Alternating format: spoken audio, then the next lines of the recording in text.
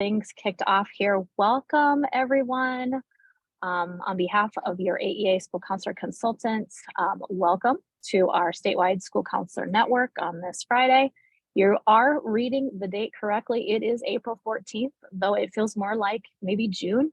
But you know, as in Iowa, you never know. We'll have 80 degrees one day and 40 degrees the next, but we're flexible, resilient counselors, so we can handle that. So welcome, everybody. You'll find links to the slides in the chat if you don't already have those up. So we're going to go ahead and get started. We, just like you, need data too. So we would ask that you take a moment here, just go into our pre-survey link and complete the short pre-survey, as is the usual procedure for our meetings, and we will also do a post survey at the end. Those pieces of data are really, really important for us as we plan for the future and as we use data to show how these school counseling networks are helpful. So please take a moment to complete that quick survey, 3 questions.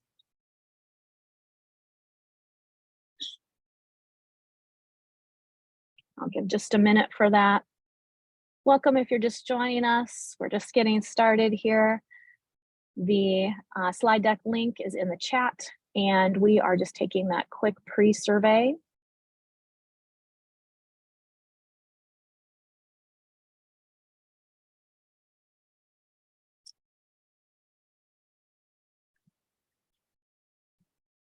Let's give about 1 more minute for that, just to make sure everybody catches up.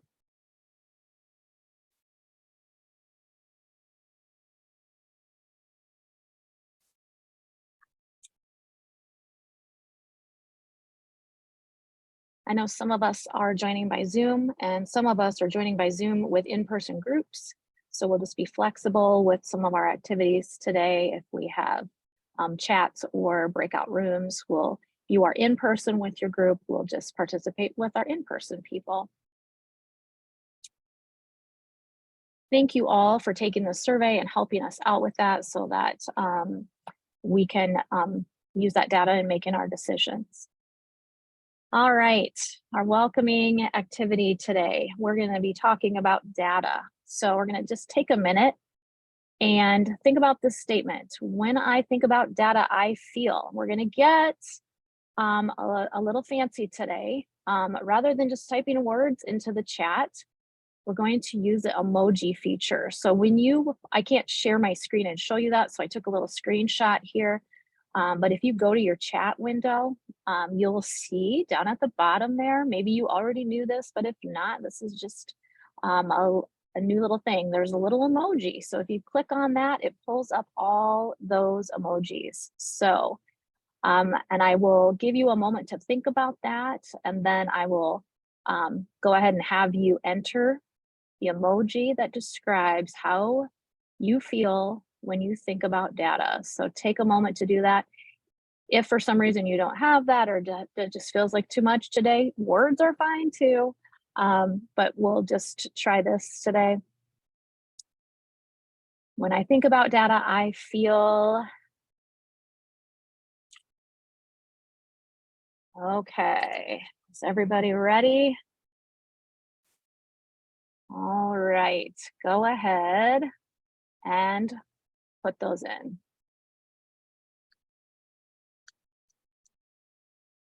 Oh, lots of, oh, I love this, love it. See a lot of, like, I don't know if it's the nerd face, the glasses, a lot of thinking, a little bit of craziness, a party hat, I love it. Nice. A little bit of maybe some nervousness, but also some love also, yep. Good to show that data. All right, thank you for that. All right, so our session outcomes for today are to understand key data associated with school counseling program and student outcomes, including equity gaps and disproportionality, to know how and where to access and use various data related to school counseling programs, and to set and monitor student outcome goals. So that's a pretty big load there, lots to talk about. So we're going to go ahead and get started with that. I'm going to stop sharing my screen and kick this on over to Dave Ford, who will be taking it from here. Good morning, everyone. Amy, are you going to continue to share? Or do you want me to share? You can go ahead and share. Do.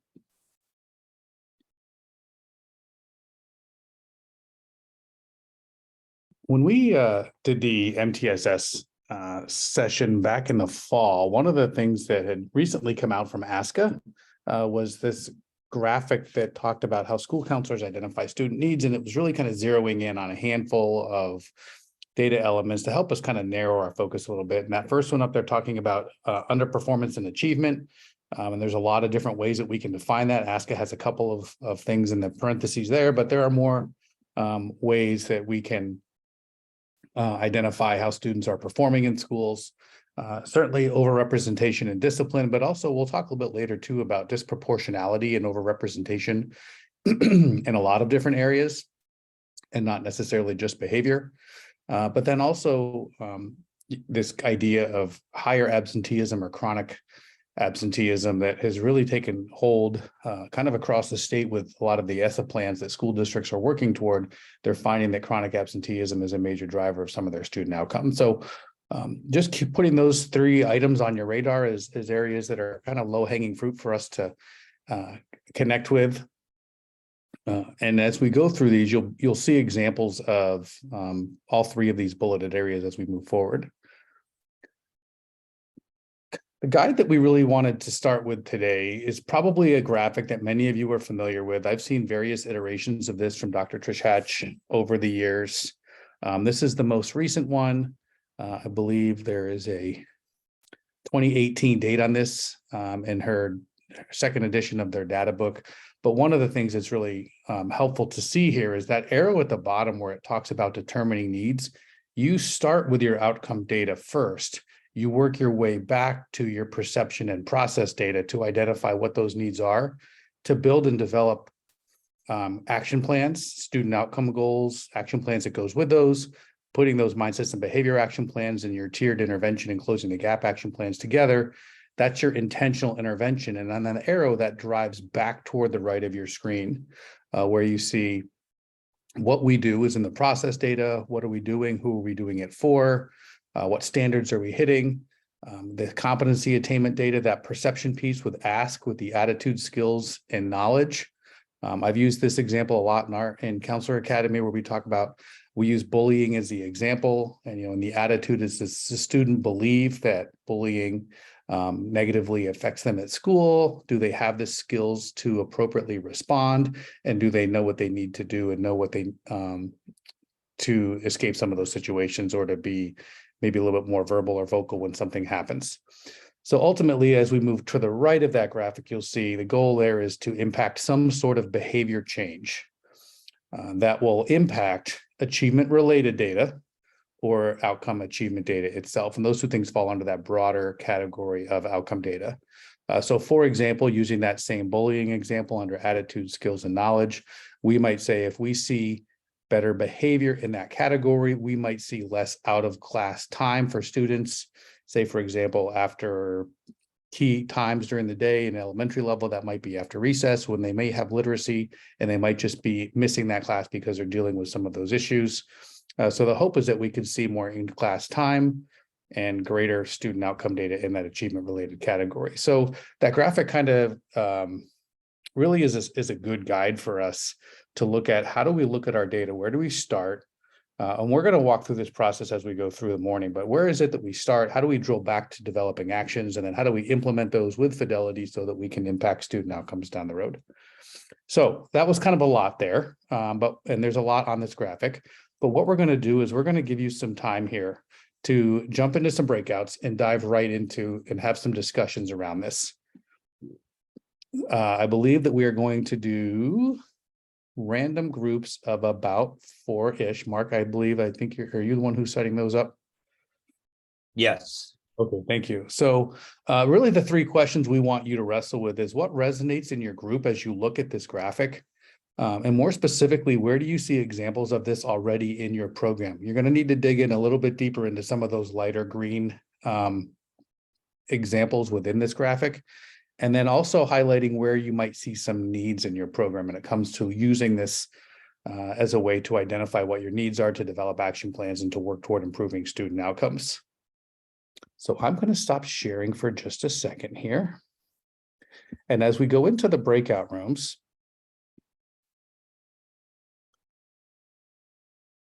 I think we're going to go about 10 minutes for groups to have some discussion around that graphic and what exactly that might look like in your space. So if you are following along on the slides there, keep track of those questions. We will throw those into the chat if they're not in there already, so that you can take those with you.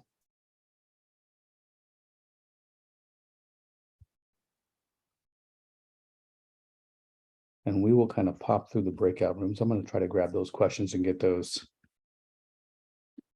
Sounds good. And I've sent people off, so they're going. Hopefully you gave enough instructions. Sorry, I may have been a little premature on that. Nope, we're good.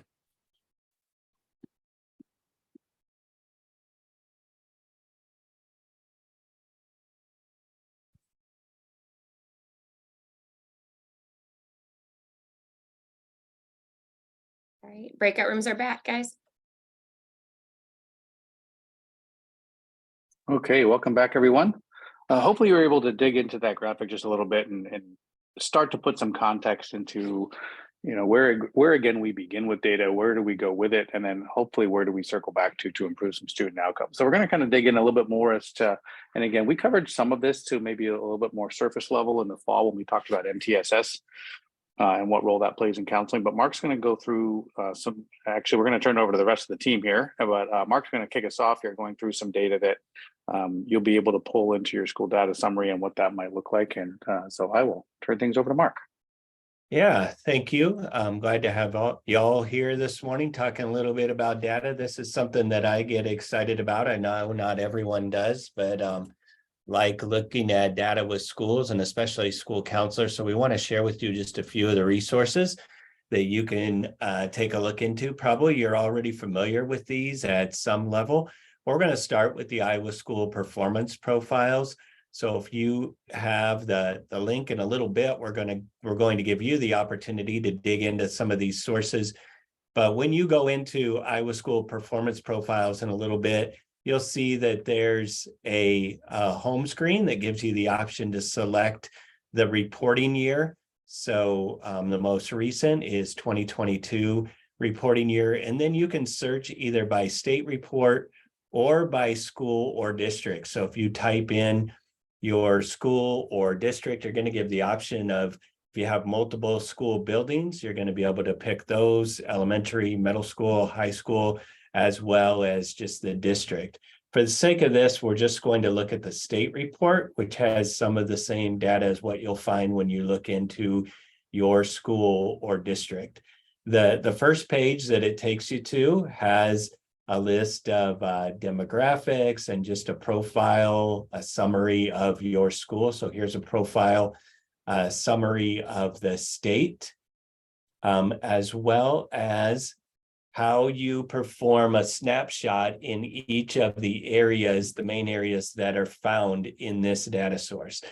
And the default is accountability view, which has an N of over 20. If you're a smaller district, you can drill down to in-depth view, which would give you an N of over 10.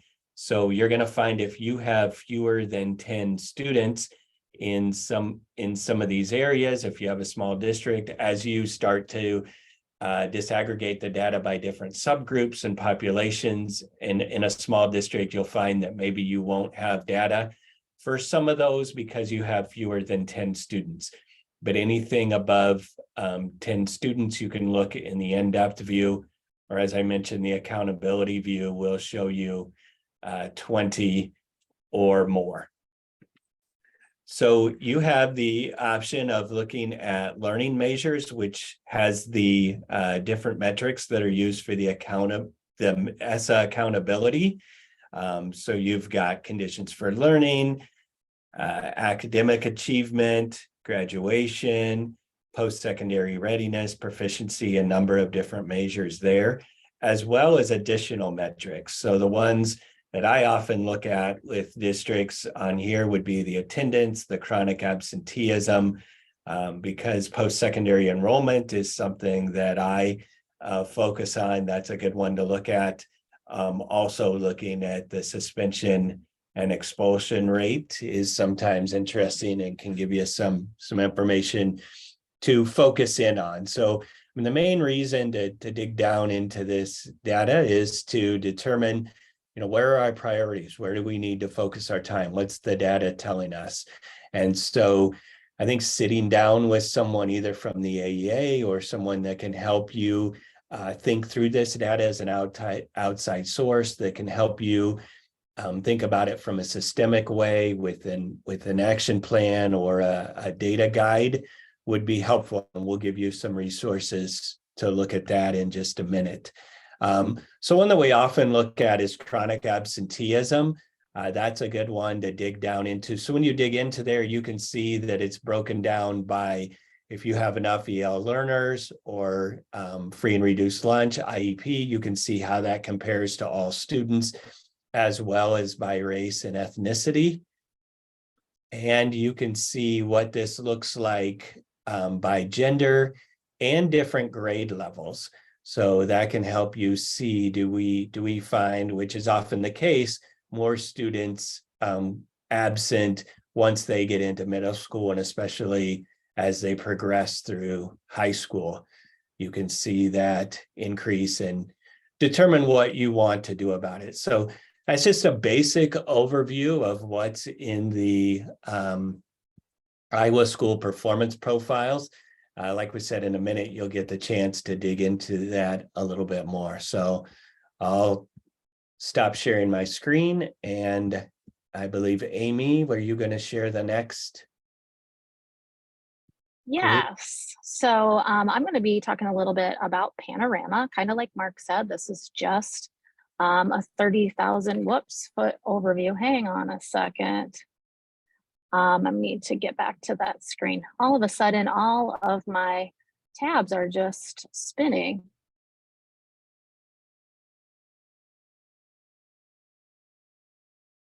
Erica, do you want to take the post-secondary readiness one, and then we'll come back to that once my tabs load up again?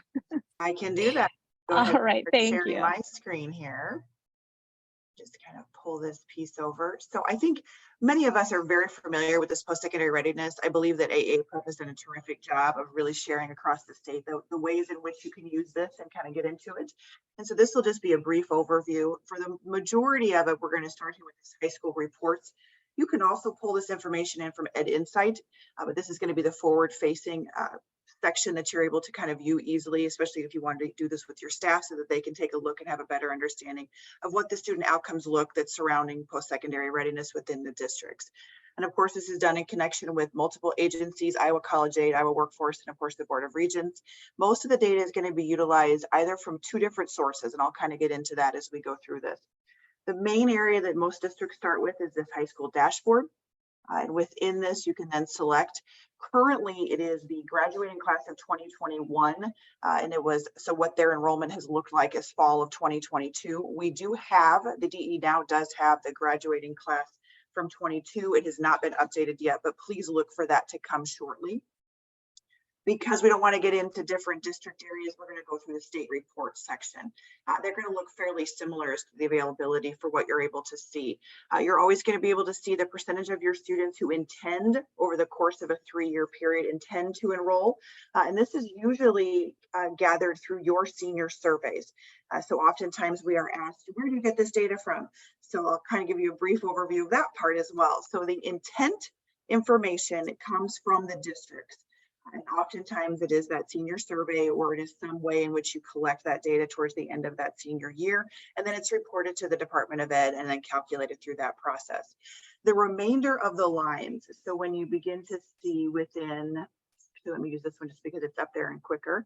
When you start to see those prep trend lines, so this is going to be that intent information. This becomes the percentage of students who enrolled within that first year. And this comes from the National Clearinghouse. So your students are assigned a number, and then across the country, we are able to pull that information, not only if they enrolled, if they came back for a second year, and whether or not they completed that program. And so just some excellent information within this 4 districts as a starting point to have that conversation, surrounding access and college counseling and career counseling, and certainly surrounding within the ICAP needs. What else is really quite beneficial, I think, is it does give you information on deficient or remedial rates. We know that students who have to take a remedial course in college, of course, there's all kinds of concerns, whether they're Pell eligible, if they're going to run out of money, but it also, they're 40% more likely to drop out of that post-secondary than they are to complete that program. And so a good spot to start within that also. What also is great is within the state prep trend lines, and you can see the exact same thing within individual districts, you can really go through multiple values and begin kind of overlaying, the percentage of your students who completed the FAFSA college level coursework, and who has access and who does not, and what that may look like from your student outcome piece. And of course, ACT prep or ACT preparation success, and then those CTE concentrators, the students who engaged with 2 or more within a sequence in the CTE area. It has been shown to have some significant long-term even impact as far as income levels for our students. And so just a great source to begin starting the conversation about what do we need this to look like for our students, and certainly from an ASCA standpoint, from a counseling lens, are we doing what we need to do to identify any barriers within this process for our young people? My other area that I'm talking about is your career information systems. And this is the ePrep page. I just have it up here on my screen, so I'll leave it right there. If you have not had a chance to, I would go with this as well. But certainly we know within your student information systems, as well as your CIS, so your career information system, that is also some excellent opportunities for you as districts to really look at what are your students able to do and engage with ICAP. We know that students who have a plan beyond high school, who are part of that ICAP process and engaged in that ICAP process, are more likely to be in your districts and to have higher GPAs or higher achievement rates. And so looking at your CIS, for some of you, your CIS is going to have some easy reports to pull. For others, it may take a chance to look in different areas, but I would identify who is engaging in your ICAP process, and as a DCAP team or as a district team, what can you do to make sure that all students are engaged within that CIS and engaged within that career information system towards ICAP and development of that post-secondary decision and underneath those 5 essential components. And then the last one would be very similar to what Mark was sharing within the larger dashboard. Your information systems within your districts, your power schools, your infinite campuses are really going to give you some excellent access to that discipline on a district level. They're going to give you a greater indication as far as absenteeism rates, and certainly within your achievement rates. What I found interesting is there have been some reports as far as that about 50+% of districts across the United States have early warning systems, meaning they are really digging into those ABCs, that achievement, that behavior, the discipline, and of course, the absenteeism rates within those. And so what I found interesting is that very few of those districts, however, are putting all of that together with their post-secondary, with their ICAP, with their comprehensive school counseling improvement pieces. And it's really kind of very siloed. So maybe looking at how does your student information system paired with your career information system or your ICAP process, partnered with your post-secondary readiness data, as well as all of the rest of the information that both Mark and Amy are going to, or Mark shared and Amy is going to share. How can you bring that all together to really look at those student outcomes to back that up? What do students need to know and understand to really begin to change those behaviors? Okay, so I'm going to go ahead. For some reason, my computer just decided it was done for the day. So I'm going to be sharing Panorama, and my screen is going to look a little bit different than what yours may look at like, because this is a Sandbox account. So one thing that I do want to point out is underneath that applications tab up in the right corner, this account does not have access to conditions for learning surveys, but you would have that. If you click on that and drop down, you can find survey data. But so I'm just going to take you through this and point out just a few pieces of this. So right now we're just kind of on the home screen here. So I'm just going to pretend like we're going to take a look at, we'll just pick Beltran Elementary here. And we want to click over here on the left on the behavior. So just pointing out a few features of this, you see that there is select chart display right here. We're going to be using that, but also if you scroll down on the left, you can see that there are lots of different ways to view this information and also a variety of filters. So the first thing you can get some high level overview information just by sorting by grade or month or however you want to look at that. But I'm also just going to demonstrate how you might drill down and look deeper at some data. So the first thing that I'm noticing as I'm looking at this is that it's showing me, my chart display is severity, and I see that I have majors and minors. So let's say my team only wants to look at minors. I'm going to scroll all the way down here on the left, and I'm going to click just major. So now we're just looking at major behavior. So let's say I wanted to just see what type of behavior are we having the most problem with. So when I select behavior type in the chart display, I can see all those different types. And I notice that disruption is one that is coming up as probably the highest. So what I'm going to do is I'm going to filter for disruption over here on the left. So I want to point out, if you ever get lost, there's these like little crumbs at the top. So you can see that I'm looking at major incidents of disruption. All right, so now I'm gonna look a little deeper. Let's say I want to know where they're happening. If your school is a PBIS school, you may be noticing that these kind of look like some of the big 5 reports that we talk about when we talk about PBIS. So this also follows that. So you can see, oh, look at this. We've got classroom is coming up. So I'm gonna go over here and I'm gonna filter for classroom. If I scroll up a little bit, now you can see where we're at. If you ever get lost, we've got major incidents of disruption that are happening in the classroom.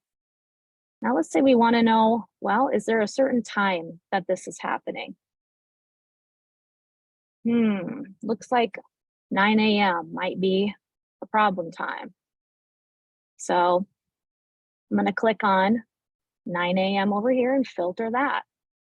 So now you can see our little trail up at the top. And lastly, I'm going to look at maybe what's the motivation for this? Looks like maybe avoiding tasks or activities was one of the biggest ones. So I'm going to filter down for that. Now, once I have drilled all the way down, I can see that this is what I've got. And if I look under here, now you can see that by grade level, I can see, is there a grade level that maybe has a little bit more? It looks like we've got some kindergartners with that. So if I click on kindergarten, notice up at the top that my view just went from school to students. So now I'm at a different level. And if I also click on this filter right here, which is indicators, you see that there are 3 different ones there for academics, attendance, and behavior. And just so you know what those mean, if this isn't familiar to you, red is critical, yellow at risk, green is on track for graduation, and dark green is on track for college and career readiness. So if I go over here in behavior and maybe I select the critical and the at risk. Now when I scroll down, I can see 4 students. Again, this is not real data, so I'm not sharing anything confidential here, but this would be maybe kindergarten students that I want to target for an intervention. Now I know exactly what the problem behavior is. It's disruption because they want to avoid. And that will help me as I plan what my intervention might look like. So that's an example of how kind of knowing your data helps you work smarter and not harder, because you can really identify what might be the problem and not just randomly assign interventions. So this is just one example of how you can use Panorama. Obviously, it's a powerful platform, and lots of other ways to use that too, or to sort that data. The way that I did that was just one way, just for an example, but just to show you how you can use that. And the data, yes, data is pulled directly in from your student information system. So that's a great point, Courtney. The data is as good as what is entered in your student information system. So if you are entering your office referral data in PowerSchool, it would be pulled from PowerSchool or whatever your student information system is. All right. I think Dave is going to be taking it from here. Real quick before we move on, were there any questions related to what any of our presenters just shared regarding data access? I saw a lot of things in the chat. I just want to make sure we don't move on, that we haven't missed any questions.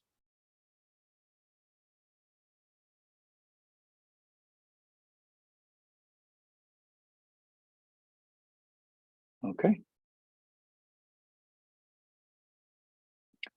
All right, let me get back into here. So as we discussed and dig into data, one of the things that Mark mentioned when he was going through the Iowa School Performance Profile, that some of our schools may not have large populations of groups of students where you may see some data. So for example, if you have less than 6 students in any one particular category, you're not getting that reported, it's still worthwhile getting into your own local data to find out if there are any patterns with groups of students or maybe groups of groups. For example, I know many schools will look at, they may not have enough students who are not white in their district to compile a single group, but maybe they have groups, racial groups kind of drawn together. And of course, there's probably some inherent issues with doing that. But for many schools who don't have access to that level of disaggregated data, that's something that you may want to consider. So as we get into disproportionality, we kind of open with this statement pulled from the ASCA ethical standards about, what role counselors can play to advocate for changes, because we know that we have inequitable outcomes, we have an equitable participation in programs, and we could do that through before and after school activities, extracurriculars, co-curriculars. There's all sorts of ways that we know that we have some inequity in some of our outcomes. And there are all sorts of reasons for that. And students fall into not only just one of these categories, but oftentimes many students fall into multiple categories here. So this idea is that it's really kind of incumbent upon us as school counselors, as we're looking at our data, to dig in enough that we can seek out what some of these inequitable outcomes are, and then what role can we play in advocating for some change to address some of those issues. So this is something that we pulled from the Connecticut Department of Education, primarily because this is a fairly easy and simple way to look at disproportionality. So the idea here is that, so for example, if you have 20% of your students are EL students in your district, but when you look at your behavior data, you find that of all students who are suspended from school or who receive a major infraction, 50% of them are students from the EL population. Based on the number of students in your district, that should be closer to the 20% representation that they have, so they can be disproportionately identified. We often see this in behavior. We often see this disproportionality across racial and ethnic groups. In behavior, we often see it across students with disabilities and male students. So there's all sorts of different ways that you can look at your data to say, well, if we only have 10% of students in X category, why is it that they make up 50% of our chronic absenteeisms? Or why is it that they make up 90% of our course failures? And that doesn't necessarily come out when you're looking at data. You have to know what disproportionality is, and you have to actively seek it out and look for some of those components. When Mark was sharing the Iowa School Performance Profiles, the thing that you'll see on the main landing page is your district demographics. So when we go through these data reviews, you'll look at, especially the school data summary, the idea is you have to be intimately familiar with the groups that exist in your school so that you're able to seek out that disproportionality in the data as well. So some do's and don'ts here. This comes from the NEA. Mainly, this was actually for initially created that we adapted for parents to be able to seek out whether or not their schools are disproportionate in some of their outcomes. But some of the do's here, obviously, there's some sensitive data here, and in my experience, when digging into disproportionality, it's easy for people to get defensive and feel like there's blame being placed, that they've done something to create these outcomes. And while that may be the case, you just want to use caution when you're sharing this and identifying it, because there are going to be some sensitivities across some of these. Definitely be looking for ways to use this as an advocacy tool. We talk about advocacy quite a bit in the counseling world, because we're the ones who often are privy to information that we know might be leading to inequitable outcomes. And of course, making sure that you use your position as a counselor to draw attention to these disproportionate outcomes. That's a primary role, because you have access to information and you see it through the lens that maybe others don't see. And then also too, we also know that many of this work sometimes feels like it's outside of our locus of control. But that doesn't necessarily mean that we can't play a role in helping to advance our district and our schools in that. A couple of words of caution here. I mentioned a bit about when sharing some of the sensitive information, not trying to pass judgment or explain away the data before it gets really kind of understood by more people. And certainly, I think the number one that I wish if I could have bolded this, I would. This placing blame, as if these disproportionate outcomes were somehow caused by these entire groups, because that's really not a good conversation opener. To get the ball rolling is to place blame on those who are experiencing disproportionately lower outcomes. Don't minimize the significance of it. Oh, it's only a couple of kids, or there's nothing we can do about it. That's also kind of goes along with accepting dismissive excuses. Seek these. The advice that I would give to you is seek these out. If you are a school counselor who is focused on making sure that we have equitable outcomes for students, this should just be kind of the fabric of how your brain works when you are looking at any type of student data in this disproportional lens. So as we move forward, we are going to jump back into some breakout rooms. But before we do that, we're just going to share a couple of things here about what this school data review is. What the process looks like. You've seen several different sources, and we've talked about disproportionality. So our hope is that in this next, it says 7 to 10 minutes, we're probably going to give, I think from a timing standpoint, it looks like we're right on track here. So what you'll want to do is spend some time in that breakout room with your camera and your microphone off, looking through some of the data elements that we've shared that you would like to explore for your school.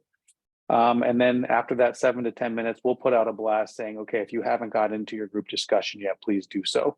So let me stop sharing here for a second and let's get into the school data review document. When you click on it, it will ask you to make a copy. And you will see here that as you review, we're going to skip over this first part about your school improvement plan. We would certainly want you to do that. We just don't want you to spend time today doing that. But the number one piece here is making sure that your school counseling program outcome goals are connected to what your school is working towards already. Same thing here, this number 2, this is related to that graphic that we discussed at the very beginning. Those are key areas for us. If you're not quite sure where to start, those are easy areas. If you have been dealing with data in your district for a long time, you might be looking a little bit deeper than some of these levels here.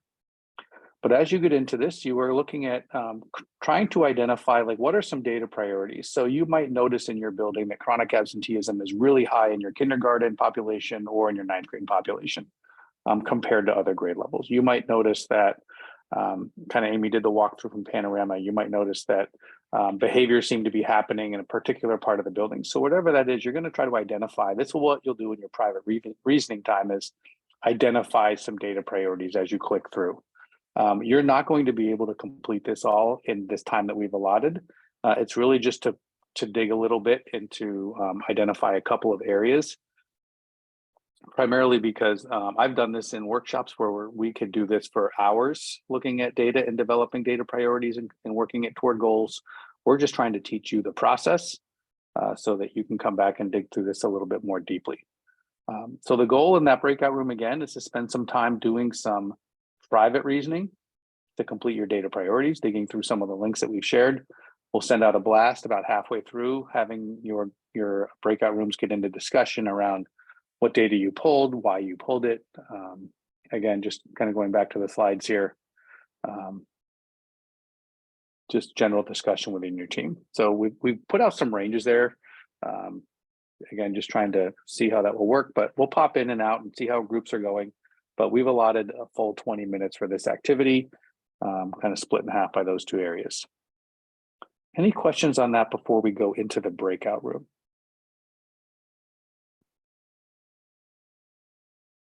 And Mark has linked that data review document into the chat, which you might want to take with you before you pop into the breakout. I know sometimes you get in the breakout and you can't see the meeting chat anymore.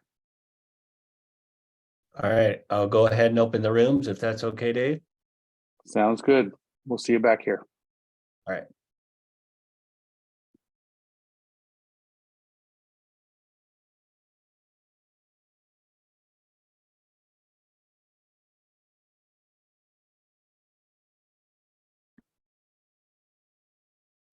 Okay, welcome back, everyone. Just before we get into the next section here, just wanted to check and see if folks had any questions coming out of your school data review activities there. Any burning questions?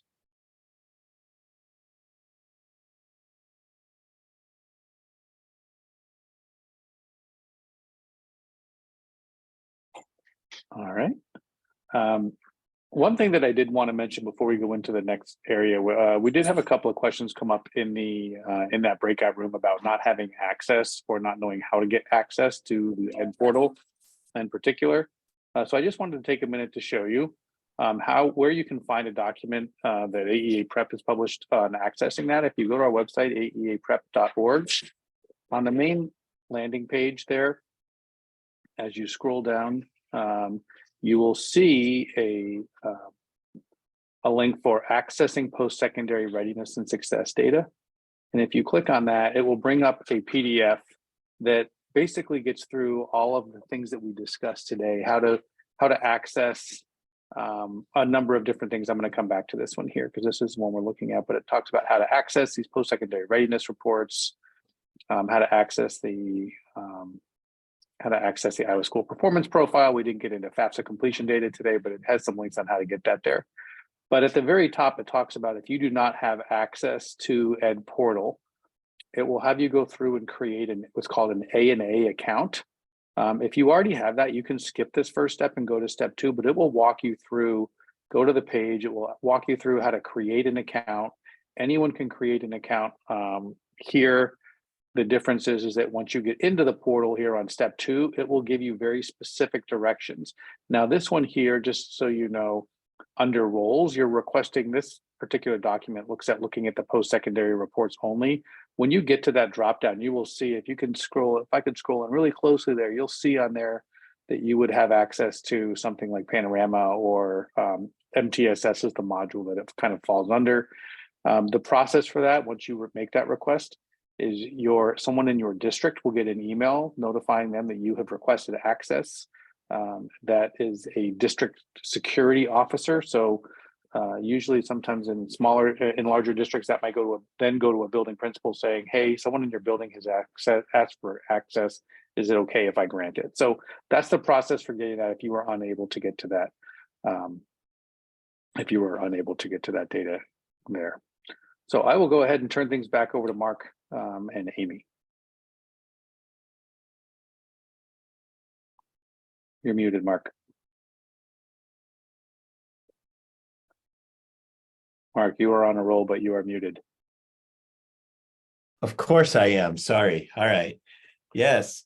Sorry about that. So as I was saying to myself here, reviewing the data and looking through it is extremely important, but even more important is how do you turn that into actions and goals? And so this document we won't get into a lot today, but it's an important next step is this annual student outcome goal sheet that Dave will get into. It'll force you to make a copy just like the other one did. And then it provides a really nice formula of how to turn those priorities and the data that you looked at into a SMART goal. So it'll just help you put dates in, and also who else is going to be involved in this. And then there's even a lot of good stuff on the second page of going into systemic focus. How does this connect to the ASCA standards? A lot of good information that can help you just really turn this into a strong action item that can move your program forward. So, if you find a little time to be able to dig into this, I think you're going to find it really helpful to take what we just did and move it forward into a nice action item. So Amy, do you have some information you kind of want to add around this? Yeah, the only thing that I would say is, data can be one of those things that gets really overwhelming really fast. There's so much of it. We've shared a lot today and in a very little amount of time. So that can be kind of tricky and it can be pretty overwhelming. But being intentional about setting a time to look at it. Now, looking at it to the depth of like this annual student outcome goal, that's not happening weekly. But setting aside some time to pull together some of those things to look at your data is really important, so that I went to this has been some time ago, but I went to a session that was called Working Smarter, Not Harder. And my takeaway from that was working smarter and not harder meant knowing your data, because otherwise you're sort of doing, as this is also not my phrase, but random acts of guidance. It's just kind of here, there, and everywhere. But that student outcome goal form really helps tie things up. And you notice at the beginning, it's got that SMART goal formula, but then there's got some other pieces in there too. And you might just be like, oh my gosh, how much is there to this? But really, it's helping tie everything comprehensively together. I would also say that collaborate on this. This doesn't have to be owned entirely by the school counselor and only by the school counselor. The collaboration pieces are built into that annual student outcome goal form. Who else are you going to talk to? Who else has information about this? So being collaborative about it can also help with that feeling of overwhelm. You'll also notice on this slide that there are a couple other elements of the ASCA model are linked in there, the mindset and behavior action plans, which also addresses large group classroom and small group, and then the closing the gap action plan. Those are that's kind of the next step after this. Obviously, on the amount of time that we have today, we are not going to get to that, but those would be great next steps.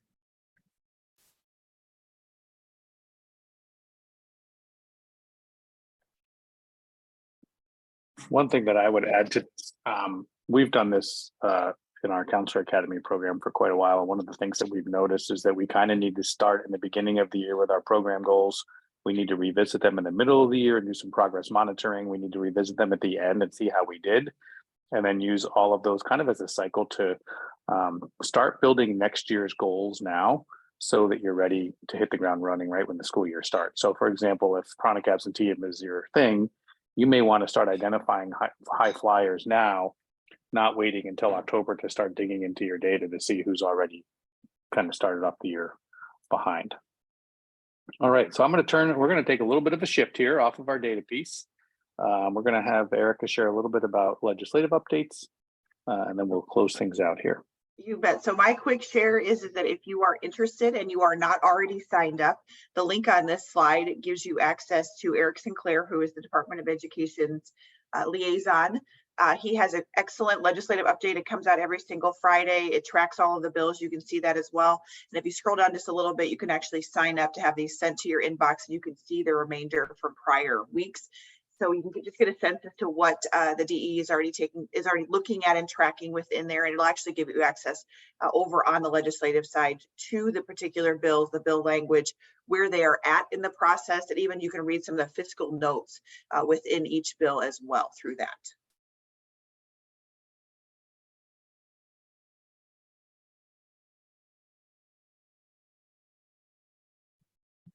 All right, so we are to the part of our presentation where we need some more data. So just like you filled in that pre-survey, we need you to complete the post-survey, please, please, please. Really helps us with knowing our information so that we know how we need to do better or what is working. So I'll give you a minute just to quickly take that post-survey.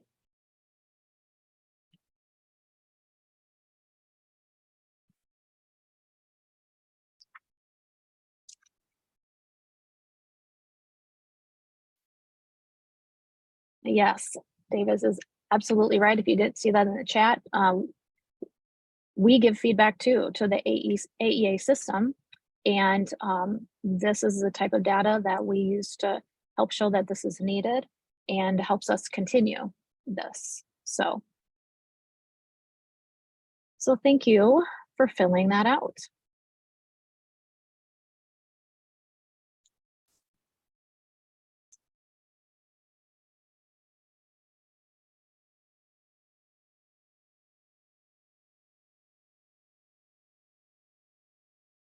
All right, are we ready to move on to optimistic closure? All right, our optimistic closure today is a perfect one for this day because it's my next step. And you've heard that quote, a journey of 1,000 miles begins with a single step. Sometimes those that data can feel like a journey of 1,000 miles, but it's a single step that we begin with. So think of your first next step based on what we kind of went through today. It might be a conversation, it might be digging in a little more, might be figuring out how you're going to get access to Panorama, or just time to process through with members of your team that may not be with you today, or it could be something else. So take a moment to think about that, and I will prompt you in just about a minute, and you can share that in the chat.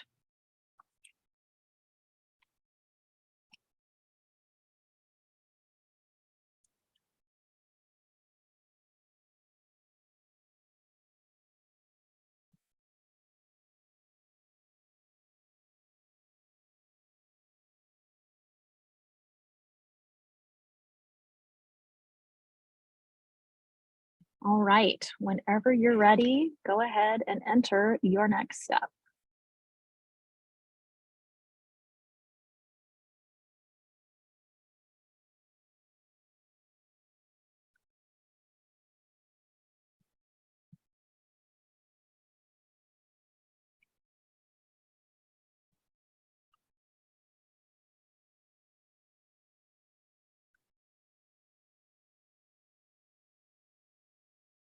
Yeah, time is really an important thing, and it can be hard to carve that out. So sometimes it takes some intentionality to make that time. Taking a closer look at data. Thanks for those responses.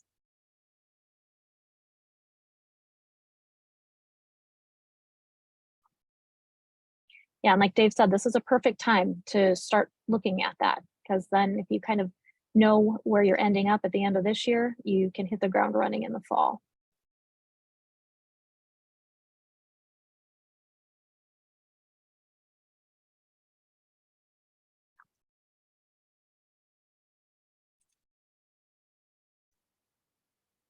Yeah, we shared a lot today and didn't give enough time. And we know that we're limited by that time. And this is, like Dave said, can be a time consuming process. And I like that, Joe, also behind every piece of data is a student. Each data piece is just a point, and there's a human behind all of that as well. So thank you. All right, just wrapping up here, just a quick preview of our next and last, believe it or not, it's our last statewide meeting coming up on May 12th. It will be some review, some celebrations, some goals. So we'll be looking forward to seeing everyone for that final meeting of this year. And just one last little piece there to access all of this. This is linked within the slides. It's our bit.ly site with the Iowa School Counseling Network. That is the landing page. It has all of the slides, all of the recordings for our statewide school counselor network meetings. So bookmark that page, star it, whatever you need to do so that you can keep track of that. There's a wealth of information there. If there's anyone else, I know there's some questions still about how we access that. So for those of you who still have questions, we'll stay on here for a few minutes to answer those. But to everyone else, have a wonderful Friday and a great weekend. And thanks for being here with us today. Thanks, everyone. As Amy said, if you have questions that we can help with, just stick on and we'll see how we can help.